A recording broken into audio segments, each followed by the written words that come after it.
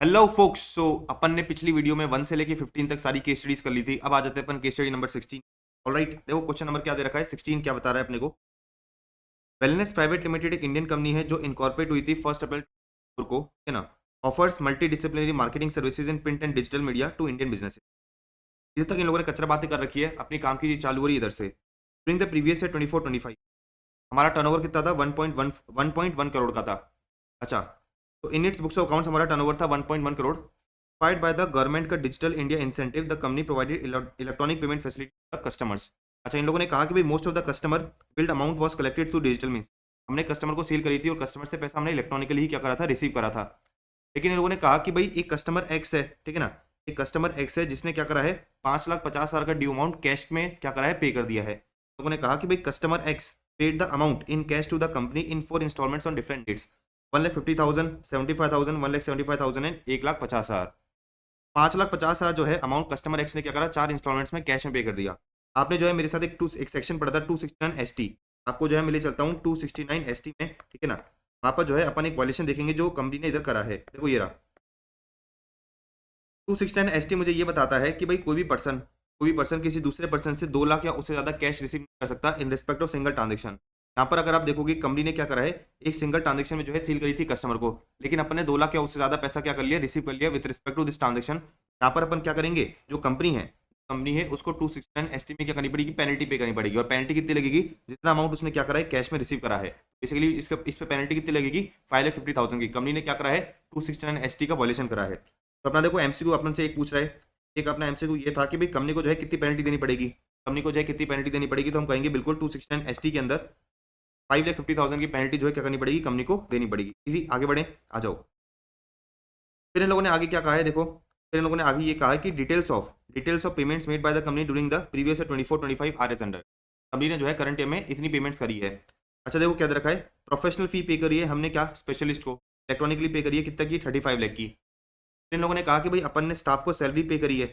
तो तीन तीन स्टाफ हैं, ठीक ना, 3 स्टाफ है और ईच पर्सन की टोटल इनकम कितनी है, मोर देन 8 लाख है। अपन ने नेट बैंकिंग के थ्रू पेमेंट करा है, टोटल सैलरी कितना है, 25 लाख है। हमने वेजेस पे करें किसको, सिक्योरिटी गार्ड को, ठीक है ना, हाउसकीपिंग स्टाफ को। अच्छा, वेजेस अगर आप देखोगे तो 15,000 पर मंथ ईच है, और अपन ने क्या करा है, कैश में पे कर दिया है। तो आपने जो है क्या करा है, 48 का वॉल्यूशन करा है, जिसमें आप क्या करते हो, अगर एक दिन में एक पर्सन को 10,000 से ज्यादा का खर्चा कैश में पे कर देते हो तो वो खर्चा क्या होता है, डिसला होता है। ये जो आपने 5,40,000 का पेमेंट करा है ना, ये क्या हो जाएगा, डिसला हो जाएगा। क्या हो जाएगा, डिसला हो जाएगा, क्योंकि आपने क्या करा है, कैश में पेमेंट कर दिया है किसी एक पर्सन को 10,000 से ज्यादा का। अच्छा आगे बढ़े।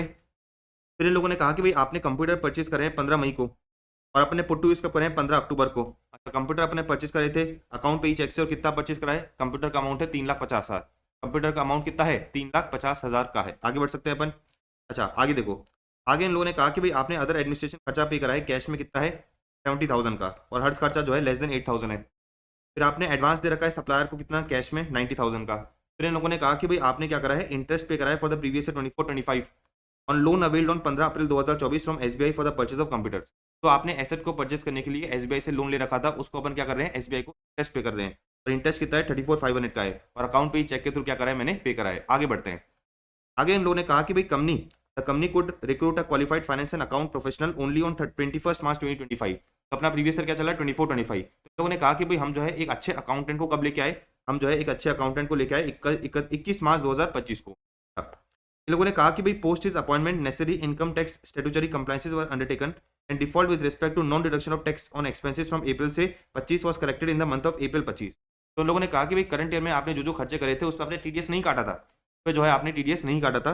ये जब अकाउंटेंट आया तो इसने देखा कि भाई टीडीएस कटना चाहिए था, और इसने जो है सारे करेक्शंस करे अप्रैल 2025 में। मतलब करंट ईयर में अप्रैल से लेकर मार्च तक जो आपने खर्चे करे हैं उस पर आपने टीडीएस नहीं काटा। तो करंट ईयर में अगर आप टीडीएस नहीं काटते हो तो क्या होगा, 30% खर्चा डिसला हो जाएगा।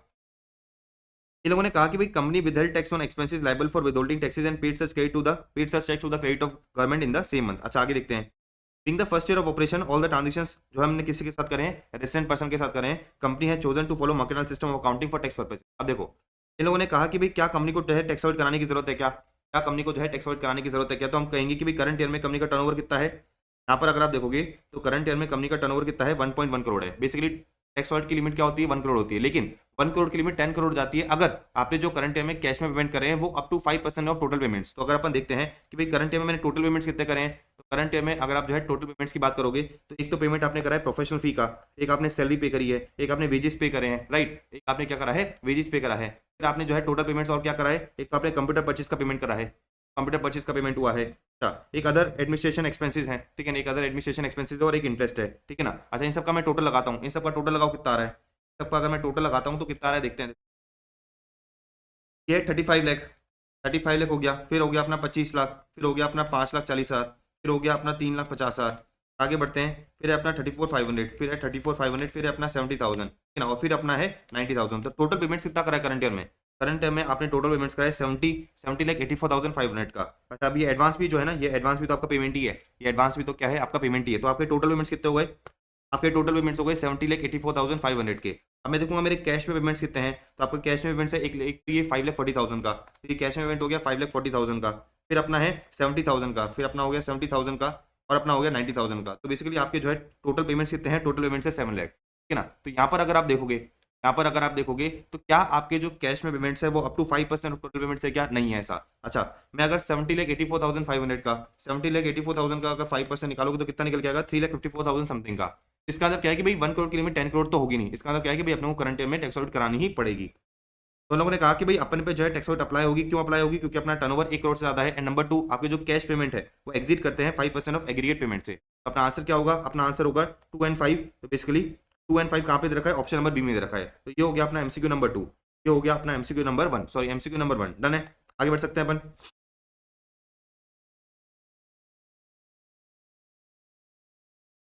अब एमसीक्यू नंबर 2 पे आओ, देखो एमसीक्यू नंबर 2 पे आते हैं अपन। एमसीक्यू नंबर 2 क्या बोल रहा है कि भाई what is the amount to be disallowed, भाई कितना अमाउंट आपका जो है करंट ईयर में डिसअलाउ होना चाहिए, क्योंकि आपने जो है टीडीएस नहीं काटा। आ जाओ देखते हैं। देखो आपने क्या करा है, 35 लाख का पेमेंट करा है, किसको, 35 लाख का पेमेंट करा है प्रोफेशनल्स को। 194 जे में टीडीएस कटना चाहिए था, लेकिन आपने टीडीएस नहीं काटा करंट ईयर में, तो 30% खर्चा डिसअलाउड। आपने सैलरी पे करी है स्टाफ को, जो है स्टाफ की जो सैलरी है वो क्या होगी, टैक्सेबल होगी, ठीक है ना। तो इसका मतलब क्या है कि 25 लाख पे 192 में टीडीएस कटना चाहिए था, आपने टीडीएस नहीं काटा, तो 30% खर्चा डिसअलाउड। अच्छा, फिर आगे इन लोगों ने कहा, आगे इन लोगों ने कहा कि भाई आपने कंप्यूटर परचेज करे हैं, तो सीधी सी बात है कंप्यूटर परचेज पे तो कोई टीडीएस कटेगा नहीं। आपने जो है वेजेस पे करिए 15,000 पर मंथ की, तो 15,000 इंटू अगर मैं 12 करता हूँ तो कितना निकल के आता है, ये 15,000 इंटू अगर 12 करोगे तो कितना निकल के आएगा, 1,80,000। तो इसका मतलब क्या है कि भाई इनका भी जो है अपने को 192 में टीडीएस काटने की जरूरत है नहीं। आपने इंटरेस्ट का पेमेंट करा है बैंक को, तो आपने जो है 194 ए में पढ़ रखा है कि भाई अगर आपको क्या, अगर आप बैंक को इंटरेस्ट पे करते हो तो आपको टीडीएस काटने की जरूरत है नहीं। इसके अलावा फिर ये जो अदर एडमिनिस्ट्रेशन खर्चा और एडवांस पे जो है टीडीएस कटेगा नहीं। तो मोटा मोटा आपको जो है 35 लाख और 25 लाख पे टीडीएस काटना चाहिए था, आपने टीडीएस नहीं काटा, तो इसका क्या होगा, 35 प्लस 25 का 30% खर्चा डिसअलाउ कर दिया जाएगा। तो देखो ये रहा 35 प्लस 25 कितना हो गया, 60 लाख हो गया, 60 लाख का 30% कितना हो गया, 18 लाख। तो 18 लाख का खर्चा आपका क्या होगा, डिसअलाउ हो जाएगा। डन है, आगे बढ़े। फिर इन लोगों ने कहा कि भाई what is the amount of depreciation allowable under 30 to 1 on the computers purchase. तो अगर आप देखोगे तो आपने कंप्यूटर परचेज कब करे हैं, आपने कंप्यूटर परचेज करे 15 मई को, लेकिन पुट टू यूज कब करे, 15 अक्टूबर को। मतलब आपका जो करंट ईयर में डेप्रिसिएशन का रेट है वो 40% की जगह कितना हो जाएगा, 20% हो जाएगा। कॉस्ट कितना है, 3,50,000। तो 3,50,000 तो मेरा कॉस्ट हो गया, तो 3,50,000 में कॉस्ट ले लूंगा। 3,50,000 ने आपने क्या ले लिया, कॉस्ट लिया। अब सीधी सी बात है, आपने कंप्यूटर को परचेज करने के लिए क्या करा है, लोन लिया था। तो लोन का जो बेसिकली इंटरेस्ट है पुट टू यूज डेट तक का, पुट टू यूज डेट तक का क्या होगा, कैपिटलाइज होगा। अच्छा, आपने लोन कब लिया था, देखो आपने जो है लोन लिया था बेसिकली 15th ऑफ अप्रैल को, ठीक है ना, आपने लोन लिया था 15th ऑफ अप्रैल को, और एसेट पुट टू यूज कब हुआ है, एसेट पुट टू यूज हुआ है 15th ऑफ अक्टूबर को। तो मई जून जुलाई अगस्त सितंबर अक्टूबर 6 महीने का इंटरेस्ट क्या होगा, 6 महीने का इंटरेस्ट अपन कैपिटलाइज करेंगे। 6 महीने का इंटरेस्ट आपको क्या करना पड़ेगा, कैपिटलाइज करना पड़ेगा। तो ये 34,500, ये जो 34,500 का इंटरेस्ट है, 34,500 का इंटरेस्ट है, ये बेसिकली 11 पॉइंट, ये 11.5 मंथ्स का है, 11.5 मंथ्स का है। अपने को जो है 6 महीने का चाहिए, अपने को जो है 6 महीने का चाहिए। 11.5 महीने का क्यों है, क्योंकि इंटरेस्ट कब से लग रहा होगा, 15 अप्रैल से लेकर 31 मार्च 2025 तक लग रहा होगा। तो 34,500 डिवाइड बाई 11.5 इंटू 6 करूंगा तो निकल के आएगा 18,000। तो 18,000 आपका क्या होगा, कैपिटलाइज होगा। तो आपका टोटल कंप्यूटर का अमाउंट कितना हो जाएगा, 3,68,000। उसका मैंने 20% करा तो कितना निकल के आ गया, 73,600। तो आपका जो है करंट में डेप्रिसिएशन कितना अलाउ होगा, 73,600 का जो है आपका डेप्रिसिएशन अलाउ कर दिया जाएगा, ठीक है ना। तो आपको इतना सा ध्यान रखना है कि भाई अगर आपने जो है एसेट को परचेज करने के लिए, एसेट को परचेज करने के लिए कोई लोन ले रखा है, तो लोन जब आपने लिया था से लेके एसेट जब तक पुट टू यूज हुआ है, इस दौरान का जो भी वो अपन क्या करेंगे, कैपिटलाइज करेंगे। आगे बढ़े। फिर आगे इन लोगों ने दे रखा है कि भाई टोटल इनकम कितनी होगी, what is the total income of wellness private limited for the previous 24-25। Total income की बात करते हैं, आ जाओ। ने कहा कि भाई टोटल इनकम कितनी होगी वो बताओ, टोटल इनकम कितनी होगी वो बताओ। तो देखो इसका टर्नओवर कितना था, इसका टर्नओवर था 1.1 करोड़ का। देखो नीचे आ जाते हैं अपन, अपन जो है सोल्यूशन में आ जाते हैं, अपन जो है सोल्यूशन में आ जाते हैं। इसका टर्नओवर कितना था, 1.1 करोड़ का था। इसमें से जो खर्चा है, वो कितना कितना ला होगा, 35 लाख का 70% एंड 25 लाख का 70%। ये अपन ने क्या करा, खर्चा अलाउ कर दिया। आपको जो वेजेस है वो अलाउ नहीं करेंगे, बीजी से वो अलाउ नहीं करा जाएगा क्योंकि वो आपने कैश में विन कर दिया है। इंटरेस्ट आपका जो है 34,500, जिसमें से अपन ने 18,000 कैपिटलाइज कर दिया, तो अलाउ कितना होगा 16,500। इस तरह से अपने डेप्रिसिएशन निकाला था, वो कितना आया था 73 का। एडमिनिस्ट्रेशन खर्चा कितना था 70,000 था, तो आपकी नेट इनकम कितनी आ गई, आपकी नेट इनकम आ गई 66 लाख 39,300। तो अपन ने क्या करा, टर्नओवर में से सारे एक्सपेंसेस लेस करे तो आपकी टोटल इनकम निकल के आ गई 66,39,900। डन है।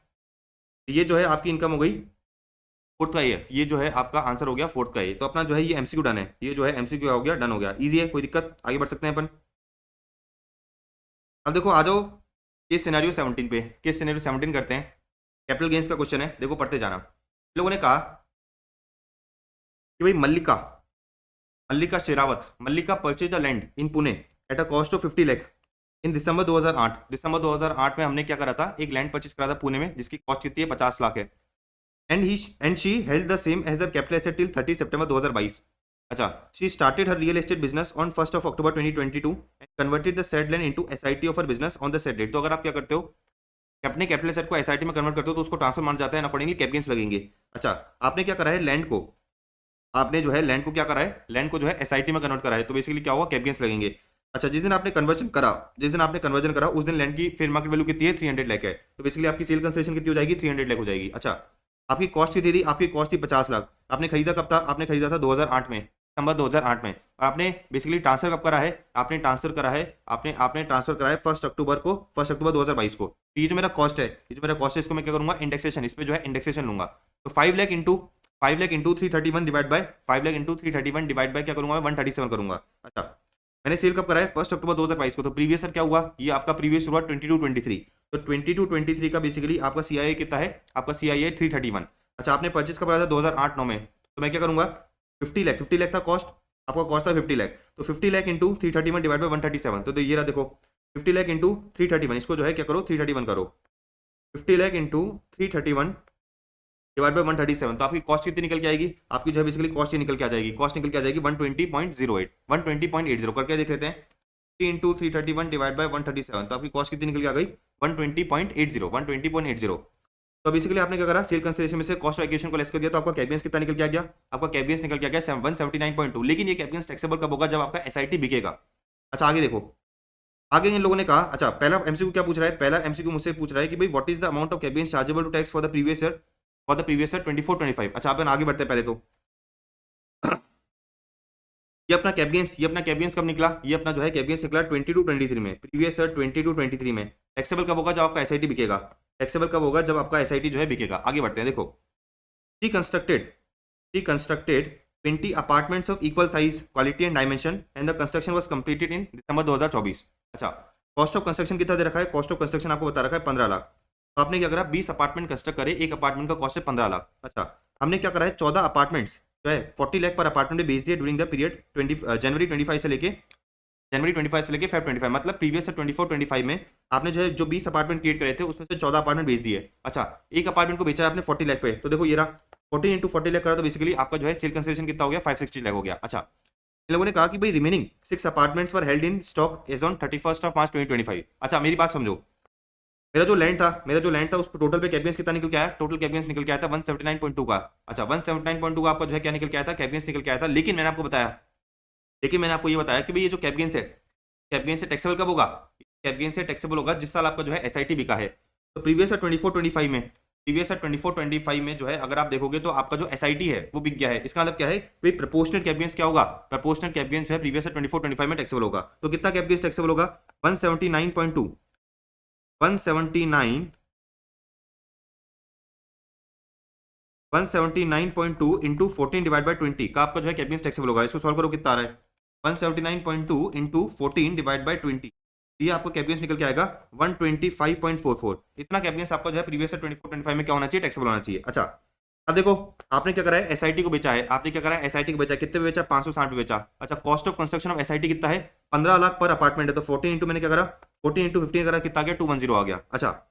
अच्छा, अब जब आपने क्या करा था, लैंड को कन्वर्ट करा था एसआईटी के अंदर, तो 300 लाख पे तो ऑलरेडी आपने क्या करा था, टैक्स पे कर दिया था। तो मैं इसका क्या करूंगा, डिडक्शन ले लूंगा, तो नीचे क्या हो जाएगा 300 लाख, ठीक है ना।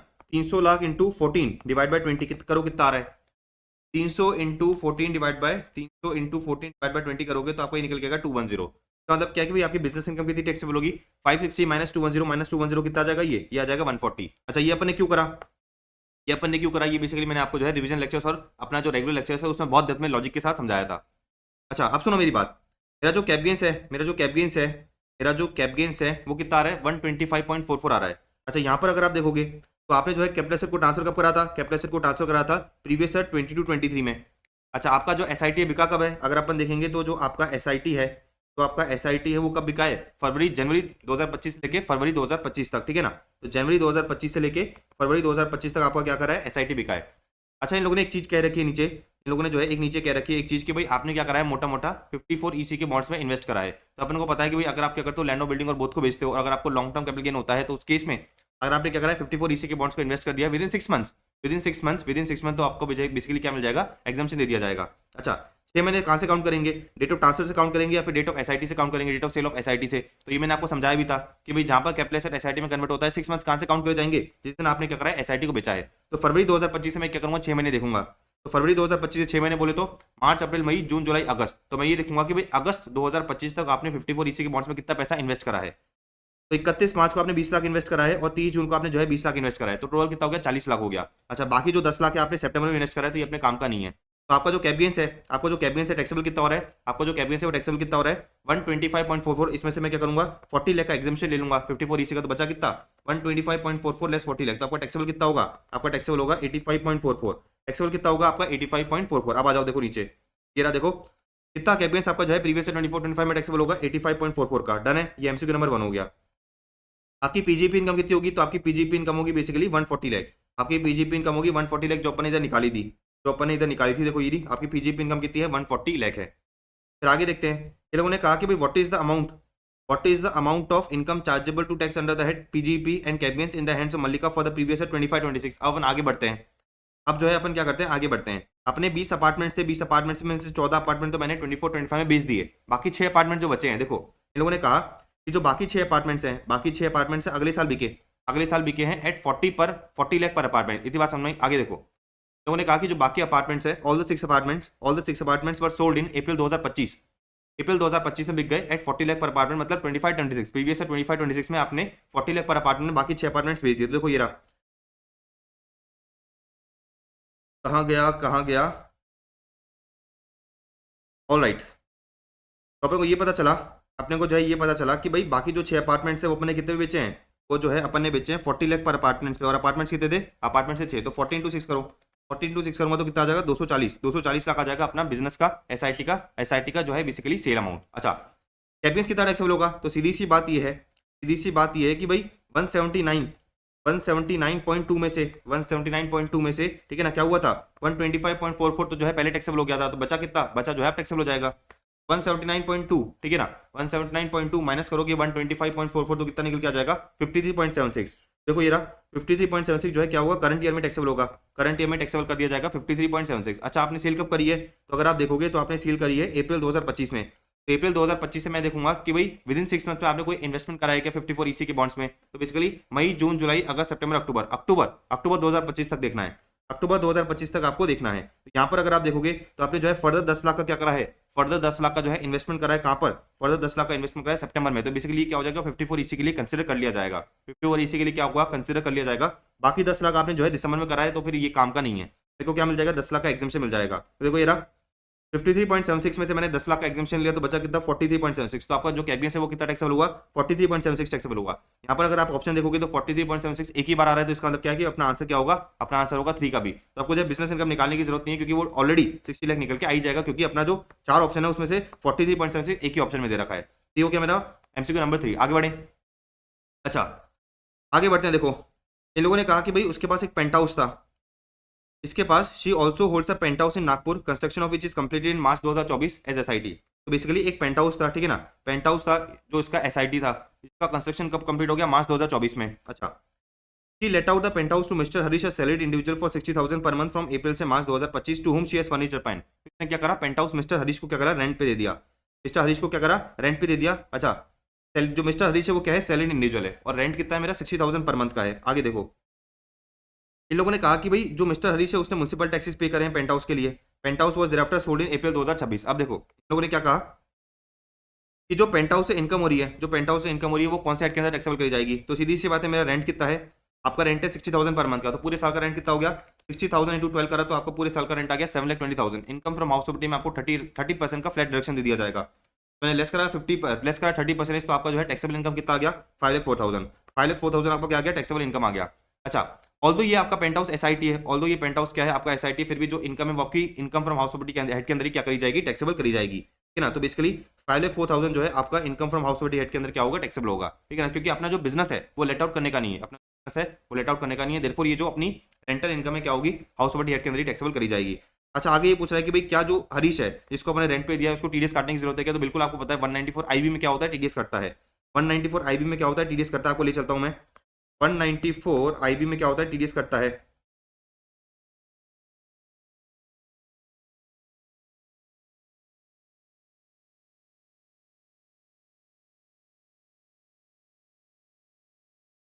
तो ये रहा 194 आईबी में क्या होता है टीडीएस कटता है अगर बेसिकली इंडिविजुअली एचओएफ ने क्या कर रखा है कोई रेंट पे इमूवेबल प्रॉपर्टी ले रखी है। अच्छा, बेसिकली जो टीडीएस है वो 5% की रेट से कटता है, लेकिन with effect from 1 October 2024 TDS की रेट क्या हो जाती है 2% हो जाती है। अच्छा, टीडीएस काटने की जरूरत नहीं है, जो रेंट है आपका 50,000 पर मंथ का है। टीडीएस कब कटता है, टीडीएस बेसिकली करता है पेमेंट और क्रेडिट ऑफ लास्ट मंथ का रेंट, ठीक है ना। तो लास्ट मंथ के रेंट पे अपन क्या करेंगे, लास्ट मंथ के रेंट के टाइम पे अपन जो है बेसिकली टीडीएस काटेंगे। अच्छा, 194 आईबी में टीडीएस कब कटता है, जब बेसिकली 194 आई में कवर नहीं हो रहा, ये 194 क्या है आई है, जब 194 आई में कवर नहीं हो रहा, ठीक है ना, तब जाके अपन क्या करते हैं 194 आईबी में टीडीएस काटते हैं। और 194 आई में टीडीएस कब करता है, जब बेसिकली इंडिविजुअली एचओएफ का टर्नओवर पिछले साल में जो है 1 करोड़ से ज्यादा था, ठीक है।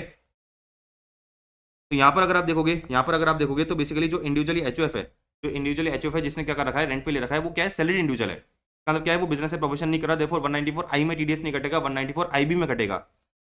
अच्छा, यहाँ पर अगर आप देखोगे, यहाँ पर अगर आप देखोगे तो आपका जो रेंट पर मंथ है, जो आपका रेंट पर मंथ है वो कितना है 60,000, जो आपका रेंट पर मंथ है वो कितना है 60,000 पर मंथ है। 60,000 इंटू 12 करो, 60,000 इंटू मैं क्या करूँगा 12 करूँगा, 1000 इंटू क्या करोगे आप 12 करोगे, तो 60,000 इंटू 12 करा आपने। अच्छा, और टीडीएस किस रेट से कटेगा 2% से कटेगा, तो 14,400 का जो है क्या होगा टीडीएस कट जाएगा। तो देखो ये रहा आपका जो टीडीएस है वो कितना होगा, जो टीडीएस है वो होगा आपका बेसिकली 14,400। और बेसिकली टीडीएस जो है अपन कब काटेंगे, मार्च का जब अपन रेंट पे करेंगे तो अपन को जो है टीडीएस काटना रहेगा। अच्छा, ध्यान रखना इसमें जो है एक इंपॉर्टेंट चीज है, इसमें जो है एक क्या है इंपॉर्टेंट चीज है कि जो अपना टीडीएस का रेट है वो 5% था, लेकिन विद इफेक्ट फ्रॉम 1 अक्टूबर 2024 क्या हो गया, विद इफेक्ट फ्रॉम 1 अक्टूबर 2024 2% हो गया। अच्छा, आपका प्रीवियस ईयर क्या चल रहा है, आपका प्रीवियस ईयर चल रहा है अप्रैल 24 से लेके मार्च 25, अप्रैल 24 से लेके क्या हो रहा है मार्च 25 आपका जो है प्रीवियस ईयर चल रहा है। तो आपने जो पूरा आपका जो टीडीएस है, जो आपका टीडीएस है वो तो पूरे साल के रेंट पे कट रहा है, पूरे साल के रेंट पे कर रहा है। आपके दिमाग में एक सवाल आ रहा होगा कि भाई अपने 2% की रेट से क्यों काटा, अपने जो है बेसिकली 2% की रेट से क्यों काटा। तो देखो लॉजिकली होना तो मेरे अकॉर्डिंग भी यही चाहिए था, लॉजिकली होना भी तो मेरे अकॉर्डिंग ये चाहिए था कि भाई अप्रैल से लेके सितंबर तक का जो रेंट है, अप्रैल से लेके सितंबर तक का जो रेंट है उसमें 5% टीडीएस कटना चाहिए था, और अक्टूबर से लेके मार्च तक का जो रेंट है उसमें बेसिकली 2% टीडीएस कटना चाहिए था। लेकिन आईसीए ने जो है अपने मॉड्यूल में, आईसीए ने जो है अपने मॉड्यूल में यही इंटरप्रिटेशन ले रखा है कि जिस साल अपन क्या कर रहे हैं, जिस महीने अपन रेंट काट रहे हैं, ठीक है ना, जिस महीने अपन टीडीएस काट रहे हैं, मैंने अपन टीडीएस काट रहे हैं उस महीने की जो है उस महीने पे जो आपका टीडीएस का रेट चल रहा है वही अपन क्या करेंगे पूरे साल पे अप्लाई करेंगे। तो आपको जो है ये इंपॉर्टेंट चीज ध्यान रखनी पड़ेगी। आईसीआई ने जो अपने बुक में एक इलस्ट्रेशन दे रखा है वहां पर भी उन लोगों ने यही कर रखा है कि अपन क्या कर रहे हैं मार्च में टीडीएस काट रहे हैं तो इसने क्या करा है 2% की रेट ही ली है। लेकिन लॉजिकली देखा जाए तो मेरे अकॉर्डिंग भी यही होना चाहिए कि अप्रैल से लेकर सितंबर तक, अप्रैल से लेकर सितंबर तक 5% की रेट एग्जिस्ट करती थी, तो अपन 5% की रेट से टीडीएस काटें और बाकी बैलेंस ईयर पे क्या हो जाए 2% जो है टीडीएस कट जाए। तो कोई दिक्कत नहीं, आपको जो है एग्जाम में ध्यान रखना पड़ेगा कि 194 आई भी आ जाए, 194 आई भी आ जाए और आपका जो टीडीएस है वो अमेंडमेंट की रेट से बात कर रहा है तो पूरे साल पे आप क्या करोगे 2% की रेट ही अप्लाई करोगे। तो मोस्ट इंपॉर्टेंट चीज है, इसको आपको जो है नोट करके रखना पड़ेगा। यहाँ पर अपन ने क्या करा 60,000 का रेंट है, पूरा 12 महीने ले लिया मैंने, 60,000 इंटू 12 इसका मैंने क्या करा 2% करा, तो आपका जो टीडीएस है वो कितना आ गया 14,400। डन है। तो ये हो गया अपना MCQ number, MCQ case scenario 17। आ जाओ आगे बढ़ते हैं, 18 पे आ जाओ। देखो देखो 18 क्या दे रखा है, 18 बता रखा है कि भाई PQR LLP commenced operations of the business of a new 3-star hotel in Baroda, Gujarat on 1 April 2024। Company ने कैपिटल एक्सपेंडिचर करा है 75 लाख का online in March 2024 exclusively for the above business, और उसको क्या करा कैपिटलाइज करा इन the books of accounts on 1 अप्रैल 2024। अच्छा, 75 लाख का जो आपने क्या करा है लैंड पे खर्चा करा है। आगे देखते हैं, आगे इन लोगों ने कहा कि फर्दर ड्यूरिंग द प्रीवियस 24-25 हमने जो है कैपिटल एक्सपेंडिचर करा है 3 करोड़ का, जिसमें से 1.25 करोड़ किस पे है लैंड पे है एंड 1.75 करोड़ किस पे है बिल्डिंग पे है, exclusively for the above business. Payment अपन अकाउंट पे चेक के थ्रू करा है। ऐसे ने कहा कि भाई profit from the business of running this hotel before claiming deduction under 35 AD कितना है 80 लाख है, तो प्रॉफिट कितना आ रहा है 80 लाख है। अच्छा, ये जो आपका बिजनेस है 35 एडी के स्पेसिफाइड बिजनेस में क्या करता है फॉल करता है। यहाँ पर आपको जो है बेसिकली लैंड पे जो आपने खर्चा करा उसका डिडक्शन नहीं दिया जाएगा, देखो जो 75 लाख का खर्चा है डिडक्शन नहीं मिलेगा आपको। तो ये जो 1.25 लाख का 1.25 करोड़ का खर्चा है इसका आपको डिडक्शन नहीं मिलेगा। अच्छा, आपको डिडक्शन कितने का मिलेगा? सिर्फ और सिर्फ 1.75 करोड़ का मिलेगा, जो बेसिकली आपने बिल्डिंग के एक्विजिशन के लिए करा है। आगे बढ़ते हैं। अच्छा देखो, इन लोगों ने क्या कहा, इन लोगों ने ये कहा कि भाई कितना आपको जो है डिडक्शन, कितना जो है आपको 35 AD के अंदर जो है डिडक्शन मिलेगा। तो मैंने आपको बताया कि भाई आपको जो है कितना मिलेगा, सिर्फ और सिर्फ 175 लाख का मिलेगा। बाकी जो है आपने लैंड के लिए जो खर्चा करा है उसका आपको डिडक्शन नहीं दिया जाएगा। तो बेसिकली आपको जो डिडक्शन है वो कितना हो जाएगा, बेसिकली 175 लाख। तो ये अपना जो है MCQ नंबर 1 हो गया, जो है आपको क्या हो गया, MCQ नंबर 1। आगे बढ़ते हैं। अच्छा, इसने कहा कि भाई आपका PGP कितना है। Assuming that PQR LLP has also another existing business of running a 4-star hotel in Ahmedabad. Basically आपका जो है एक और बिजनेस है, कहाँ पर? अहमदाबाद में। उस बिजनेस से आपको जो है प्रॉफिट कितना आ रहा है, 130 लाख। तो ये अहमदाबाद है, इधर से आपका प्रॉफिट कितना आ रहा है, 130 लाख। ये बड़ोड़ा है, ये बड़ोड़ा है। इधर से आपका प्रॉफिट कितना था, इधर से अगर अपन देखें तो आपका प्रॉफिट था 80 लाख, जिसमें से हम क्या करेंगे, जिसमें से हम 175 लाख का आपको क्या करेंगे, डिडक्शन दे देंगे। तो देखो क्या होगा, 80 लाख में से 80 लाख में से 80 लाख में से क्या होगा, 175 लाख का आपको डिडक्शन मिलेगा। तो कितना हो गया, 80 माइनस 175। तो आपका लॉस कितना आ गया, आपका लॉस आ गया इधर 95। अच्छा, ये जो 95 का लॉस है, ये जो 95 का लॉस है स्पेसिफाइड बिजनेस से, इसको मैं कर सकता हूँ प्रॉफिट फ्रॉम दूसरे स्पेसिफाइड बिजनेस से सेट ऑफ कर सकता हूँ। तो 130 माइनस 95 करो कितना आ रहा है, 130 माइनस 95 करा तो आपको नेट PGP कितना आ गया, 35 लाख आ गया। अभी नेट PGP कितनी हो जाएगी, 35 लाख हो जाएगी। डन है।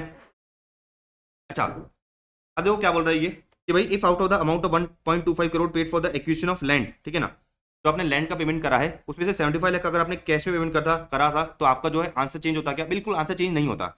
ये लोग कहना चाह रहे हैं कि भाई आपने जो 1.25 करोड़ का या फिर 125 लाख का जो आपने लैंड लिया था उसमें से आपने 75 लाख का जो पेमेंट है वो कैश में कर दिया था, तो क्या आपका आंसर बदलेगा? क्या हम कहेंगे आंसर नहीं बदलेगा। क्यों आंसर नहीं बदलेगा? क्योंकि जो भी अपन फर्स्ट और सेकंड में कैलकुलेशन करते हैं यहाँ पर अपन लैंड को कंसिडर करते ही नहीं है, तो अपना आंसर सेम का सेम ही रहेगा। अपना आंसर जो है बेसिकली सेम का सेम ही रहेगा, 175 एंड 35 ही रहेगा। डन है। तो ये हो गया अपना MCQ नंबर 3, ये हो गया अपना MCQ नंबर 3। अब आ जाओ आगे। आगे इन लोगों ने कहा कि भाई कंसीडरिंग, आगे इन लोगों ने कहा कि भाई considering the assumption in MCQ number 2। MCQ number 2 का मतलब क्या है कि भाई आपकी जो इनकम है वो कितनी आ रही है, 35 लाख आ रही है। आपकी जो इनकम आ रही है वो कितनी आ रही है, 35 लाख आ रही है। तो आपका टैक्स पेबल कितना होगा, तो LLP जो है टैक्स कितना पे करेगी। तो यहाँ पर आपको जो है इंपॉर्टेंट चीज ध्यान रखनी है कि भाई आप जो है AMT का एडजस्टमेंट करना मत भूल जाना, AMT का एडजस्टमेंट करना मत भूल जाना। तो अपन चलो टैक्स निकालते हैं, अपन चलो टैक्स निकालते हैं। भाई आपका जो है 35 लाख इनकम है, 35 लाख की क्या है आपकी बेसिकली इनकम है। तो 35 लाख का 30% plus 4% health and education cess, तो कितना हो गया आपका, ये हो गया आपका 10,92,000। अब क्या करेंगे अपन, AMT का एडजस्टमेंट करेंगे। आपकी इनकम कितनी है, 35 लाख है। आपने बेसिकली 35 AD में कितना डिडक्शन लिया है, 175 लाख का डिडक्शन लिया है, वो एड बैक कर दिया जाएगा। लेकिन आपको जो है इस पर डेप्रिसिएशन मिल जाएगा, तो 175 का 10% आपको डेप्रिसिएशन मिल गया। तो आपकी जो है बेसिकली एडजस्टेड टोटल इनकम कितनी निकल के आ गई, 192.5 लाख, 192.5 लाख। इस पर अपन क्या करेंगे, 30% टैक्स लगाएंगे, 12% सॉरी इस पर अपन जो है 18.5% टैक्स लगाएंगे, 12% सरचार्ज लगाएंगे, 4% हेल्थ एंड एजुकेशन सेस लगाएंगे। तो आपका AMT कितना आ जाएगा, आपका AMT आ जाएगा 4148,144। तो बेसिकली आपको टैक्स कितना पे करना पड़ेगा, 4184,140 का। डन है। तो देखो ये रहा आपका आंसर हो जाएगा C। आपका क्या हो जाएगा, आंसर C हो जाएगा। तो ध्यान रखना यहाँ पर जो है इंपॉर्टेंट चीज आपको ये ध्यान रखनी है कि भाई आपको जो है इंपॉर्टेंट चीज ये ध्यान रखनी है कि भाई रेगुलर प्रोविजन के साथ टैक्स निकालने के साथ साथ आपको जो है AMT भी चेक करना पड़ेगा, आपको जो है AMT भी क्या करना पड़ेगा, चेक करना पड़ेगा। तो इंपॉर्टेंट पॉइंट है। आगे बढ़ते हैं। देखो इन लोगों ने कहा कि would mister P be eligible for deduction under 80JJA in respect of previous year 24-25। अगर हाँ तो कितना डिडक्शन मिलेगा, आ जाओ देखते हैं।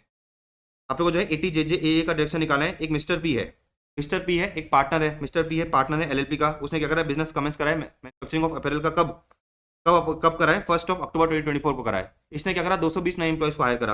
इसने जो है 220 नए एम्प्लॉयज को क्या करा, हायर करा। मुझे नंबर ऑफ एम्प्लॉयज बता रखे हैं, ठीक है, नंबर ऑफ एम्प्लॉयज बता रखा है। फिर मुझे बता रखा है कि भाई डेट ऑफ एम्प्लॉयमेंट कितना है, रेगुलर कैजुअल, और मुझे बता रखा है टोटल मंथली एमिलमेंट्स। जिसकी भी एमिलमेंट्स 25 साल से ज़्यादा तो उसको तो मैं हटा ही दूंगा। इसका तो रिडक्शन आपको 80JJA के अंदर मिलेगा नहीं। अच्छा, इन लोगों ने कहा कि भाई सारे रेगुलर एम्प्लॉयज RPF में क्या करते हैं, पार्टिसिपेट करते हैं, रिकग्नाइज प्रोविडेंट फंड में क्या करते हैं, पार्टिसिपेट करते हैं। उनकी सैलरी अपने अकाउंट पे चेक के थ्रू क्या करिए, पे करिए। अच्छा, एक चीज समझना, भाई रेगुलर एम्प्लॉय जो है RPF में क्या करते हैं, पार्टिसिपेट करते हैं। ये वाला कैजुअल एम्प्लॉय तो कट ही गया। अब बचा ये वाला कैजुअल एम्प्लॉय, तो ये बेसिकली RPF में पार्टिसिपेट नहीं करता, तो इसका जो है 80JJA के अंदर डिडक्शन नहीं मिलेगा। तो इसका भी हमें जो है डिडक्शन नहीं दिया जाएगा, इसका भी जो है आपको डिडक्शन नहीं मिलेगा। तो बचा कौन, दिस एंड दिस आपको जो है बेसिकली बच गया। अच्छा, इनमें से भी उन्हीं एम्प्लॉयज का जो है डिडक्शन दिया जाएगा जो करंट ईयर में बेसिकली 150 दिन से ज्यादा काम कर रहे हैं, क्योंकि आप क्या करो, अप्रैल बिजनेस में एंगेज हो। वैसे तो लिमिट क्या होती है, 240 होती है, लेकिन अगर आप अप्रैल में बिजनेस हो, अगर आप अप्रैल का बिजनेस कर रहे हो तो उस केस में जो लिमिट है वो क्या होती है, 150 डेज से 150 डेज होती है। तो अगर इन लोगों ने क्या करा है, 150 डेज से ज्यादा काम करा है, तो बेसिकली इनको क्या मिल जाएगा, इनको जो है 80JJA का डिडक्शन मिल जाएगा। तो अगर आप कैलकुलेट करोगे तो सारे के सारे इंप्लॉयज ने 150 डेज से ज्यादा काम करा है, देयरफॉर इनका जो है हम क्या करेंगे, डिडक्शन दे देंगे। तो सिंपल सा काम क्या करना है, 24,000 into 40 24,000 into 40 into number of months का 30%, इसी तरह से 25,400 into 80 into number of months का 30%, इन सब आप जो है कैलकुलेट करोगे तो आपको जो आंसर है वो कितना निकल के आएगा, आपका जो आंसर है वो निकल के आएगा 63,81,000। देखो नीचे निकाल देते हैं अपन। फिफ्थ का भी देखो ये रहा 24,000, ठीक है ना, into 40 into 6 months plus 24,500 into 80 into 6 months plus 25,000 into 30 into 5 months का मैंने 30% कर दो, कितना आ गया 63,81,000। वेरी इजी, आगे बढ़ सकते हैं अपन। तो ये हो गया अपना एमसीक्यू नंबर 5, ये हो गया अपना एमसीक्यू नंबर 5, सॉरी हाँ बिल्कुल ठीक है, एमसीक्यू नंबर 5 हो गया और अपना जो है केस सिनेरियो नंबर 18 खत्म हो गया। केस सिनेरियो नंबर 18 डन है। अब आते हैं अपन 19 पे। अब आ जाओ अपन 19 पे आ जाते हैं। देखो 19 क्या कह रहा है, 19 अगेन इंपॉर्टेंट है, 19 जो है अगेन इंपॉर्टेंट है। यहाँ पर आपका जो टीसीएस है 2060 वो वाला टेस्ट करा जा रहा है, पढ़ते हैं देखो।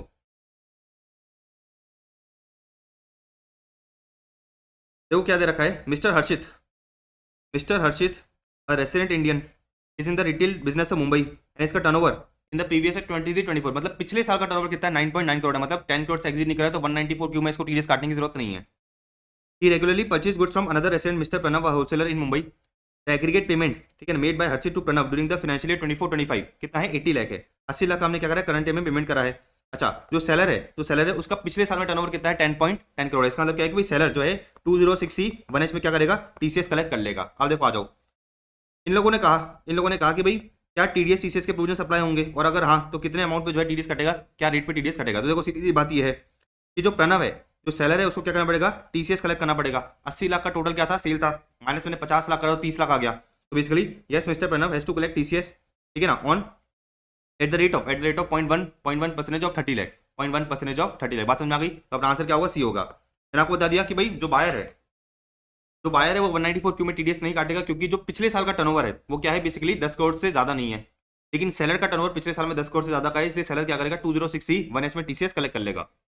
अच्छा अगर बेसिकली बायर जो है अपना पैन नंबर नहीं देता है तो 2060 में रेट क्या हो जाएगी 0.1% की जगह 1% हो जाएगी। क्या हो जाएगी 0.1% की जगह 1% हो जाएगी। तो आपने पढ़ रखा है। ये हो गया अपना एमसीक्यू नंबर 1 और ये हो गया अपना एमसीक्यू नंबर 2। अब आ जाता है अपन एमसीक्यू नंबर 3 पे। देखो अब अपने को जो है बेसिकली क्या करना है 2060 पे क्या करना है टेस्टिंग करनी है। तो आ जाते हैं अपन 2060 में ताकि आपको जो है प्रोविजन याद आ जाए। 1G में आ जाते हैं। देखो ये रहा। तो यहाँ पर अगर आप मेरी बुक फॉलो कर रहे हो तो मैंने आपको बताया था, मैंने आपको जो है पार्टीशन करके बता दिया था कि भाई अगर आपका जो बेसिकली रेट ऑफ टीसीएस है ठीक है ना, अगर आपको जो है टीसीएस कलेक्ट करना है बिफोर 1/10/2023 करो तो ये वाली डेट्स लगेगी, और अगर ऑन और आफ्टर 1/10/2023 करो तो ये वाली डेट्स लगेगी। लेकिन आपको लॉजिकली पता है कि भाई अपना प्रीवियस क्या चल रहा है, अपना प्रीवियस चल रहा है 24-25, अपना प्रीवियस चल रहा है 24-25। देयरफॉर ये वाली चीजें क्या हो जाती हैं, ये वाली चीजें बेसिकली इररिलेवेंट हो जाएगी। तो इसको आप काट सकते हो। अगर आप मेरी बुक फॉलो कर रहे हो तो इसको आप जो है क्या कर सकते हो काट सकते हो, क्योंकि ये अब काम का नहीं है, ये जो है अब आपका काम का नहीं है। अब आपको क्या करनी है सिर्फ ये वाली डेट्स फॉलो करनी है। मैंने अपनी बुक्स में ये वाली चीज जो है आपको नॉलेज पर्पज के लिए दे दी थी। अच्छा अब देखो पढ़ते हैं अपन। मिस्टर प्रणव ने 5 लाख पे करा है 1 सितंबर 2024 को मिस्टर थॉमस कुक को, ठीक है ना, for a holiday package to Singapore for a week with his family comprising of his wife and children being twins aged 22 years in the last week of September. तो आपने क्या करा है overseas tour package के लिए 5 लाख का payment करा है किसको, 5 लाख का पेमेंट करा है थॉमस कुक को। आ जाओ देखो 2060 में आपको ये पता है कि भाई अगर आप क्या करते हो OTT overseas tour programme package के लिए क्या करते हो पेमेंट करते हो, तो उस केस में जो है टीसीएस कलेक्ट होता है 5% कलेक्ट होगा up to 5 lakh and 5% collect होगा अप टू 7 लाख, 5% कलेक्ट होगा up to 7 lakh and 20% above 7 lakh. यहाँ पर अगर आप देखोगे तो पेमेंट कितना करा है आपने 5 लाख करा है। तो बेसिकली अप टू 7 लाख है तो 5 लाख का 5% कितना हो जाएगा, 5 लाख का 5% बेसिकली आपको हो जाएगा 25,000। तो 25,000 का जो है क्या होगा टीसीएस कलेक्ट होगा। देखो ये रहा 25,000 का आपको क्या होगा टीसीएस कलेक्ट होगा। तो ये हो गया अपना एमसीक्यू नंबर 3। अब आगे बढ़ते हैं। देखो अब अपन आगे बढ़ते हैं। तो देखो दो चीजें होती है, एक तो होता है एलआरएस और एक होता है ओटीटी। एलआरएस और ओटीटी की जो लिमिट होती है वो अपन सेपरेटली चेक करते हैं। मैंने नीचे बताया भी था आपको। देखो ये रहा कि भाई LRS and OTT shall be aggregated separately. अब देखो आगे बढ़ते हैं। अब इन लोगों ने कहा कि भाई he also took an education loan of 15 lakh on 1 February 2025 from SBI. ठीक है ना, अपने क्या करा है एसबीआई से जो है 15 लाख का एजुकेशन का लोन लिया है। ठीक है ना, हमने क्या करा है एसबीआई से लोन लिया है for his sons 2 year master of public administration programme in Columbia University and remitted the same through the same bank which is an authorised dealer under the LRS. यहाँ पर अगर आप देखोगे आपने क्या करा है एजुकेशन लोन लिया है, आपने एसबीआई से एजुकेशन लोन लिया और जो है बेसिकली एसबीआई से क्या कराया, रेमिट कराया। एसबीआई को बोला कि भाई आप क्या करो, यूएसए में रेमिट कर दो, क्योंकि मैं क्या करना चाहता हूँ, अपने बच्चे को बाहर पढ़ाना चाहता हूँ। यहाँ पर अगर आप देखते हो, यहाँ पर अगर आप देखते हो कि अगर आप क्या करते हो, एजुकेशन लोन लेते हो, ठीक है ना, देखो क्या दे रखा है, remittance for the purpose of education.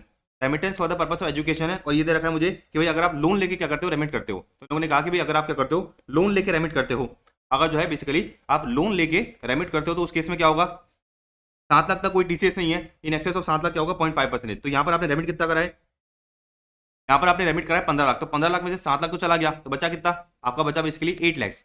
8 lakhs का क्या होगा, 8 लैक्स का 0.5% जो है बेसिकली टीसीएस कलेक्ट होगा। देखो ये रहा 8 लैक्स का 0.5% करा तो कितना निकल के आ गया, देखो ये रहा 8 लाख का मैंने 0.5% करा, 8 लाख का 0.5% करा तो कितना निकल के आ जाएगा, ये आपका निकल के आ जाएगा 8 लाख का 0.5%, ये होगा आपका 4,000। अब आगे बढ़ते हैं। इन लोगों ने कहा कि भाई ये तो काम हो गया अपना, ये तो अपना काम हो गया, आगे बढ़ते हैं। For his daughters MBA in Iowa state university he remitted 12 lakh on 15/2/2025 out of his personal savings through Bank of India branch which is also an authorised dealer. Basically आपने बेटे के लिए लोन लेके करा, रेमिट करा, और अपनी जो बेटी है उसके लिए जो है पर्सनल सेविंग्स से क्या करा, रेमिट कर दिया। तो अगर आप पर्सनल सेविंग्स के लिए एजुकेशन, पर्सनल सेविंग्स से एजुकेशन के लिए क्या करते हो, रेमिटेंस करते हो, तो उस केस में क्या होता है कि 7 लाख तक कोई टीसीएस कलेक्ट नहीं होता, और बाकी जो बैलेंस है उस पर क्या होता है, 5% होता है। अच्छा, मैंने आपको बताया था कि भाई ओटीटी के अलावा बाकी सारी लिमिट क्या होती है, अपने को एग्रीगेट करके चेक करनी पड़ती है। तो यहाँ पर अगर आप देखोगे, यहाँ पर अगर आप देखोगे तो ये जो 7 लाख की लिमिट है, ये तो पहले में ही एक्सपायर हो गई, पहले में क्या हो गई, एक्सपायर हो गई। तो इस 12 के 12 लाख में क्या होगा, पूरे 12 के 12 लाख में जो है 5% टीसीएस कलेक्ट होगा। तो 12 लाख का 5% कितना होता है, देखो ये रहा 12 लाख का 5% करा मैंने। तो आपको जो है क्वेश्चन पूछ रहा है कि जो आपने क्या करा है, अपना बेटा और बेटी के लिए रेमिटेंस करा है, उस पर कितना टीसीएस कलेक्ट होगा। तो मैंने बताया कि बेटे का जो रेमिटेंस है उस पर 8 लाख पे 0.5%, और बेटी का क्या होगा, बेटी का जो है 12 लाख पे 5%। तो ये हो गया अपना एमसीक्यू नंबर 4, ये हो गया अपना एमसीक्यू नंबर 4। अब अपन आगे बढ़ते हैं। आगे इन लोगों ने कहा कि भाई mister Pranav also remitted 6 lakh on 20th of March 2025 out of his personal savings under LRS through Bank of India Bandra branch as a gift to his sister residing in London on the occasion of her 50th birthday। अच्छा, mister Pranav has furnished undertaking containing the details of earlier remittance to bank of India. तो सीधी सी बात है, आपने 6 लाख का क्या करा है, रेमिटेंस करा है। तो आपने जो है क्या करा है, 6 लाख का रेमिटेंस करा है, तो अपन काम फॉल कर जाएंगे, इधर फॉल कर जाएंगे। यहाँ पर क्या बोलता है कि 7 लाख तक कोई टीसीएस कलेक्ट करने की जरूरत नहीं है, बाकी बैलेंस पे क्या होगा, 20% कलेक्ट होगा। तो 7 लाख की लिमिट तो ऑलरेडी एक्सपायर हो गई, 7 लाख की लिमिट तो क्या होगी, ऊपर ऑलरेडी एक्सपायर हो गई। तो ये जो आपने 6 लाख का क्या करा है, रेमिटेंस करा है, इस पर 20% क्या होगा, टीसीएस कलेक्ट होगा। देखो ये रहा 6 लाख का 20% कितना होता है, 1,20,000। तो ये अपना जो है एमसीक्यू नंबर 5 भी हो गया। Alright, done. तो अपना जो है बेसिकली ये वाला केस स्टडी भी हो गया। अब अपन चलते हैं केस स्टडी नंबर 20 पे। आ जाओ, देखो केस स्टडी नंबर 20, ये तो बहुत आसान है, ये भी बहुत आसान है, पढ़ते हैं। देखो इन लोगों ने कहा कि भाई गंगा एलएलपी, इन लोगों ने कहा कि भाई Ganga LLP is a LLP setup in SEZ in the financial year 1920 for the manufacture of textiles. अच्छा, ये यूनिट जो है 10AA की सारी कंडीशंस को फुलफिल करती है। इन the financial year 23-24 it is setup a warehousing facility in Pune for the storage of sugar fulfilling the conditions under 35 AD। अपन ने कैपिटल एक्सपेंडिचर कितना करा है, 97 लाख का कैपिटल एक्सपेंडिचर करा है, जिसमें से 32 लाख का क्या करा है, लैंड पे खर्चा है। तो अपन को डिडक्शन कितना मिलेगा, 97 माइनस 32, 97 माइनस 32 करता हूँ तो आपको जो है डिडक्शन मिलेगा सिर्फ 65 लाख का। आपको जो है डिडक्शन मिलेगा सिर्फ 65 लाख का। आगे बढ़ते हैं। ये जो आपका वेयरहाउस है ये ऑपरेशनल कब हुआ, 1 अप्रैल 2024 में ऑपरेशनल हुआ, and expenditure of 97 lakh was capitalised in the books on that date. अब देखो मुझे सेल्स की इन्फॉर्मेशन बता रखी है कि भाई मुझे प्रॉफिट कितना हुआ है, एक्सपोर्ट सेल्स कितनी है, मेरी डोमेस्टिक सेल्स कितनी है, और जो आपका वेयरहाउसिंग फैसिलिटी था, जो आपका वेयरहाउसिंग फैसिलिटी था उसमें से जो है आपका प्रॉफिट कितना है, 1,60 लाख का प्रॉफिट है। 1,60 लाख का क्या है, प्रॉफिट है। अब पढ़ते हैं। देखो इन लोगों ने कहा कि भाई what is the amount of deduction, under 10AA and 35 AD available to Ganga LLP while comparing the income under the regular provisions. तो बेसिकली इनको कितना कितना डिडक्शन मिलेगा वो अपने को बताना है। तो देखो मुझे एक चीज बताओ, जो आपका सेज है वो चालू कब होता है, 1920 में, और अपना क्या चल रहा है, 24-25 चल रहा है, मतलब 6th ईयर चल रहा है, ठीक है ना, 6th ईयर चल रहा है। तो आपको 10AA में डिडक्शन कितना मिलेगा, 50% का डिडक्शन मिलेगा। मेरा प्रॉफिट कितना है, आपका प्रॉफिट है 60, आपका प्रॉफिट है 60 लाख, इंटू करूंगा मैं एक्सपोर्ट सेल्स कितनी है, 120 लाख है, डिवाइड बाय टोटल सेल्स कितनी हो जाएगी, 120 प्लस 40 कितना हो जाएगा, ये हो जाएगा 160। आपका डिडक्शन कितना निकल के करो इसको, 60 इंटू 120 डिवाइड बाय, अगर मैंने करा 60 इंटू 120 डिवाइड में मैंने करा 160, कितना आ गया, ये आ गया मेरा 45। तो 45 लाख का 50% आपको डिडक्शन दे दिया जाएगा। देयरफॉर आपको डिडक्शन कितना होगा, आपका डिडक्शन होगा 22.5 लाख का। आपको जो है डिडक्शन कितना होगा, 22.5 लाख का जो है बेसिकली आपका डिडक्शन होगा। अब आगे बढ़ते हैं। इसने फिर एक और चीज़ कही कि भाई 35 AD में आपको कितना डिडक्शन मिलेगा, 35 AD में जो है आपको कितना डिडक्शन दिया जाएगा वो बताओ। 35 AD में जो है आपको कितना डिडक्शन दिया जाएगा वो अपने को बताना है। तो देखो मैंने आपको बताया था, मैंने जो आपको ये बताया था कि भाई आपने 97 लाख का क्या करा है, आपने जो है बेसिकली 97 लाख का बेसिकली आपने जो है किस पे खर्चा करा है, आपका जो 35 AD का बिजनेस है उस पर खर्चा करा है। अच्छा, इसमें से आपने जो है बेसिकली 32 लाख का खर्चा करा है किस पे, लैंड पे, 32 लाख का खर्चा करा है किस पे, लैंड पे। तो बेसिकली आपको डिडक्शन कितना मिलना चाहिए, आपको जो है डिडक्शन मिलना चाहिए कितने का, 65 लाख का। अच्छा, एक और चीज आप देख सकते हो लॉजिकली, तो ये जो ऑपरेशन है, ये जो वेयरहाउस है, ये जो वेयरहाउस है ऑपरेशन कब हुआ, ये जो है ऑपरेशन हुआ 1 अप्रैल 2024 को, 1 अप्रैल 2024 को ऑपरेशन हुआ and expenditure of 97 lakh was capitalised in the books on that date. तो सीधी सी बात ये है कि भाई previous year 24-25, previous year 24-25, previous year 24-25 में आपको क्या मिलना चाहिए, डिडक्शन मिलना चाहिए। प्रीवियस ईयर 24-25 में आपको क्या मिलना चाहिए, डिडक्शन मिलना चाहिए। तो कितना मिलेगा, 97 माइनस 32 कितना हो जाएगा, 65 लाख। देखो ये रहा, ये हो गया मेरा 65 लाख। MCQ number 1 done. आगे बढ़ते हैं। इसने कहा कि भाई टैक्स लायबिलिटी बताओ, गंगा लिमिटेड की टैक्स लायबिलिटी बताओ under the regular provisions. Ganga limited की आपको क्या बतानी है, टैक्स लायबिलिटी बतानी है अंडर रेगुलर प्रोविजंस। तो आपको एक चीज पता है कि भाई आपका जो तेज से प्रॉफिट है वो कितना है, 60 लाख है। आपको डिडक्शन कितना मिला, डिडक्शन मिला आपको 22.5 का। देखो ये रहा 60 माइनस 22.5 कितना हो गया, 37,50,000। आपका 35 AD का जो बिजनेस था उससे आपका प्रॉफिट कितना है, उससे आपका प्रॉफिट है 1 करोड़ 60 लाख का। 1 करोड़ 60 लाख में से 65 लाख का आपको क्या मिल गया, डिडक्शन मिल गया। तो देखो ये रहा 1 करोड़ 60 लाख में से 65 लाख आपको डिडक्शन मिल गया, कितना आ गया, 95 लाख आ गया। तो आपका टोटल आपका जो है इनकम कितना होगा, 1 करोड़ 32,50,000। इस पे 30% tax plus 12% surcharge plus 4% health and education cess लगाओगे तो आपका टैक्स आ जाएगा 46,30,080। डन। फिर इसने कहा कि भाई AMT में आपका टैक्स निकालो, AMT के अकॉर्डिंग टैक्स निकालो। तो बेसिकली आपका प्रॉफिट, आपकी इनकम कितनी थी, 1 करोड़ 32,50,000। इससे से मैंने क्या करा, इसमें से 10 का डिडक्शन एड बैक कर दिया, 35 AD का डिडक्शन एड बैक कर दिया। लेकिन जो 35 AD का बिल्डिंग है इसमें मुझे क्या मिल जाएगा, डेप्रिसिएशन मिल जाएगा। तो मैंने क्या करा, लेस करा 6,50,000। तो आपका जो है बेसिकली एडजस्टेड टोटल इनकम कितनी आ गई, 2 करोड़ 13,50,000। इसका 18.5% plus 12% surcharge plus 4% health and education cess. तो आपको जो है आंसर आ जाएगा डी। डन। ओके, तो इसमें क्या होगा, 18.5% tax, 12% surcharge and 4% health and education cess. कितना आपका AMT क्रेडिट होगा, भाई आपका AMT क्रेडिट कुछ है क्या। तो यहाँ पर अगर आप देखोगे तो रेगुलर प्रोविजन से आपको जो टैक्स है वो ज्यादा आ रहा है, AMT से आपका टैक्स कम आ रहा है। तो बेसिकली आपका करंट ईयर में कोई भी AMT क्रेडिट नहीं होगा। तो AMT क्रेडिट आपको कितना होगा, नील। आपका जो AMT क्रेडिट है वो कितना होगा, नील होगा। AMT क्रेडिट है वो कितना होगा, नील होगा। लास्ट MCQ देखते हैं, इन लोगों ने क्या कहा कि Ganesh, mister Ganesh one of the partners of LLP commences the business of manufacture of leather on 1 April 23। अच्छा, 23-24 में इसका टर्नओवर कितना था, 180 लाख था एंड 24-25 में इसका टर्नओवर कितना है, 200 लाख है। तो करंट ईयर में अपन क्या कर सकते हैं, 44 AD ले सकते हैं। करंट ईयर में अपन 44 AD ले सकते हैं। आगे बढ़ो। इन लोगों ने कहा कि payments made in 24-25 is 190 lakh. अपन ने क्या करा है, करंट ईयर में 190 लाख का पेमेंट करा है। अच्छा, फिर इसने एक चीज कही कि भाई profit for the previous 24-25 as per the books of accounts कितना है, 12.10 लाख है। तो बुक्स ऑफ अकाउंट्स के अकॉर्डिंग मेरा प्रॉफिट कितना आ रहा है, 12.10 लाख। आगे बढ़ते हैं। मेरा जो 200 लाख का टर्नओवर था उसमें से इन लोगों ने कहा कि 190 लाख का टर्नओवर मैंने इलेक्ट्रॉनिकली रिसीव करा है और 10 लाख का टर्नओवर मैंने कैश में रिसीव करा है। तो 200 लाख में से मैंने क्या करा है, 200 लाख में से बेसिकली 190 आपने इलेक्ट्रॉनिकली रिसीव करा है और 10 लाख आपने क्या करा है, कैश में रिसीव करा है। अब देखो आगे इन लोगों ने कहा कि भाई out of the payments of 190 lakh, जो मैंने 190 लाख का पेमेंट करा है उसमें से मैंने क्या करा है, उसमें से जो है बेसिकली आपने 180 लाख का क्या करा है, 180 लाख का आपने जो है इलेक्ट्रॉनिकली पेमेंट करा है एंड 10 लाख का आपने क्या करा है, 10 लाख का जो है बेसिकली आपने कैश में पेमेंट करा है। अब क्वेश्चन पढ़ते देखो, अब क्वेश्चन पढ़ते हैं। क्वेश्चन मुझसे ये कह रहा है कि भाई what is the income to be declared by Ganesh under the head PGEP so that he can make maximum tax savings. और उसको जो है बुक्स ऑफ अकाउंट्स की ऑडिट नहीं करानी, उसको जो है क्या करानी, बुक्स ऑफ अकाउंट्स की जो है ऑडिट नहीं करानी। यहाँ पर अगर आप देख सकते हो, यहाँ पर अगर आप देखोगे तो आपका जो बुक्स से प्रॉफिट कितना आ रहा है, आपका जो बुक्स है, बुक्स अकाउंट जो मेंटेन कर रहे हो उससे आपका प्रॉफिट कितना आ रहा है, 12.10 लाख। अच्छा, क्योंकि आपका टर्नओवर क्या है, अप टू 2 करोड़ है, तो बेसिकली आप 44 AD ले सकते हो। क्या कर सकते हो, 44 AD ले सकते हो। तो 44 AD में आप क्या कर सकते हो, जो भी आपका टर्नओवर है तो आपने इलेक्ट्रॉनिकली रिसीव करा है उसका 6% दिखा दो अपना इनकम, और जो आपने कैश में रिसीव करा है उसका 8% दिखा दो। तो 190 लाख का 6% और 10 लाख का 8%। देखो ये रहा 190 लाख का मैंने क्या करा, 190 लाख का मैंने करा 6% और 10 लाख का मैंने करा 8%। तो कितना आ गया, ये आ गया 12.20 लाख, 12.20 लाख। अच्छा, 44 AD से आपका आ रहा है 12.2 लाख, 12.2 लाख। अच्छा, अगर आप जो है क्या करते हो, बुक्स अकाउंट्स मेंटेन करते हो, बुक्स अकाउंट्स के अकॉर्डिंग प्रॉफिट कितना आ रहा है, 12.10 लाख। तो सीधा सा मतलब ये है कि भाई अगर आपको जो है बुक्स ऑफ अकाउंट्स वाला क्या करना है, बुक्स ऑफ अकाउंट्स वाला बेसिकली आपको जो है प्रॉफिट दिखाना है तो आपको बुक्स ऑफ अकाउंट्स की ऑडिट करानी पड़ेगी। लेकिन इसने कहा कि भाई आपको जो है ऑडिट नहीं करानी है, ऑडिट नहीं करानी तो फिर अपन क्या करेंगे, 12.2 लाख की जो है डिक्लेयर करेंगे। यहाँ पर जो है आपकी केस स्टडी नंबर 20 खत्म होती है। यहाँ पर जो है आपकी केस स्टडी नंबर 20 क्या होती है, खत्म होती है। अब अपन नेक्स्ट वीडियो में क्या करेंगे, नेक्स्ट वीडियो में जो है बेसिकली 21 से लेके बाकी बैलेंस केस स्टडीज करेंगे। ऑल राइट, मिलते हैं नेक्स्ट वीडियो में।